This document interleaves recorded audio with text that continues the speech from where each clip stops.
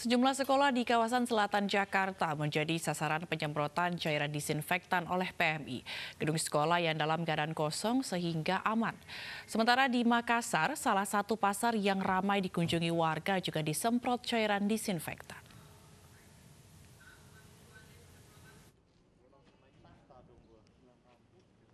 Lebih dari 3 pekan, para relawan PMI secara gencar menyemprotkan cairan disinfektan di sejumlah wilayah di Jakarta dengan prioritas fasilitas umum seperti sekolah dan tempat ibadah.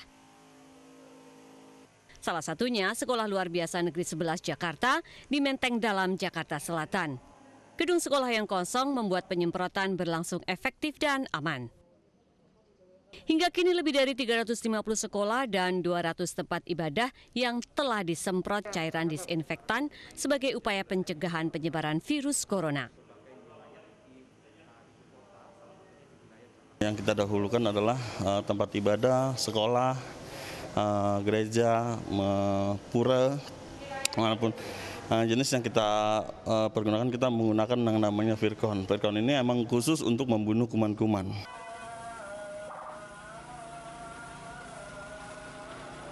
Sementara di kota Makassar, Sulawesi Selatan, sejumlah lapak di dalam pasar Pabaeng-Baeng disemprot cairan disinfektan oleh Dinas Pemadam Kebakaran dan Palang Merah Indonesia. Tak hanya yang sudah tutup, lapak yang masih buka dan di pinggir jalan tetap jadi sasaran penyemprotan.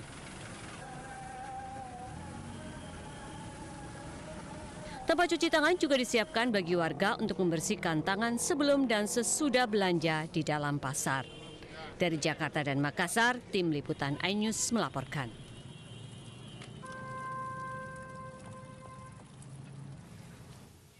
Penyemprotan disinfektan juga dilakukan di kawasan permukiman di Cakung Barat, Jakarta Timur. Selain itu, masyarakat juga diimbau untuk rajin cuci tangan dan tetap di rumah untuk memutus mata rantai penyebaran virus corona. Dengan menggunakan 1 unit mobil dan 2 alat semprot, Ditpalat atau Direktorat Peralatan Angkatan Darat menyemprotkan cairan disinfektan pada rumah-rumah yang dihuni sekitar 150 kepala keluarga di wilayah Cakung Barat, Jakarta Timur.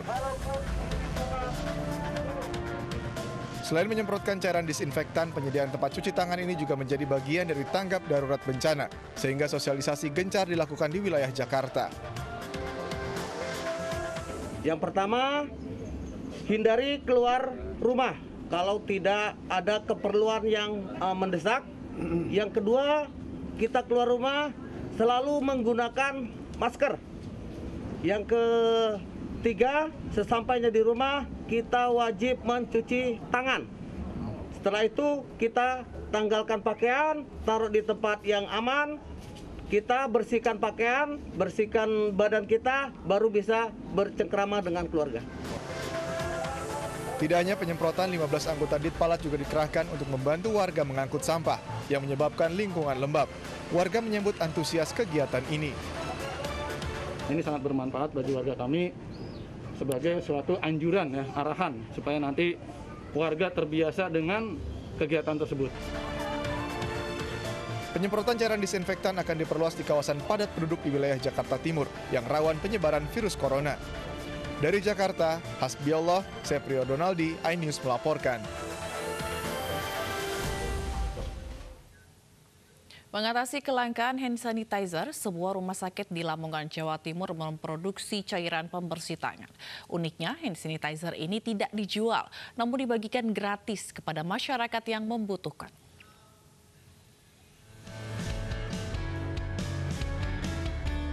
Tim medis Rumah Sakit Umum Muhammadiyah Babat Lamongan, Jawa Timur membuat hand sanitizer di ruang laboratorium.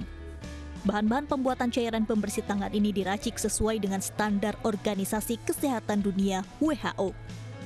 Bahan pembuatan hand sanitizer ini terdiri dari alkohol, gliserin, H2O2, dan aquabites. Masing-masing bahan ini dicampur sesuai komposisinya. Hand sanitizer buatan tim medis ini dibagikan ke masjid, lembaga pendidikan, dan instansi di sekitar Kecamatan Babat.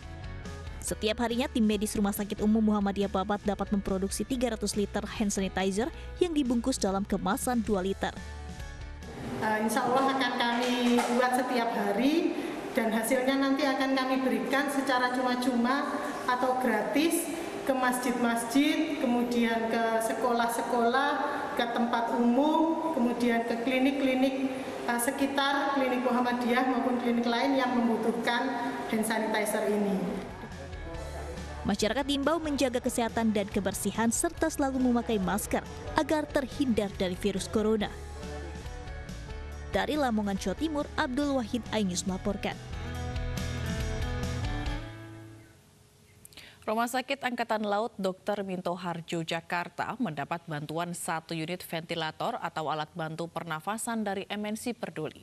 Bantuan hasil donasi masyarakat ini diharapkan dapat membantu menangani pasien, khususnya pasien COVID-19.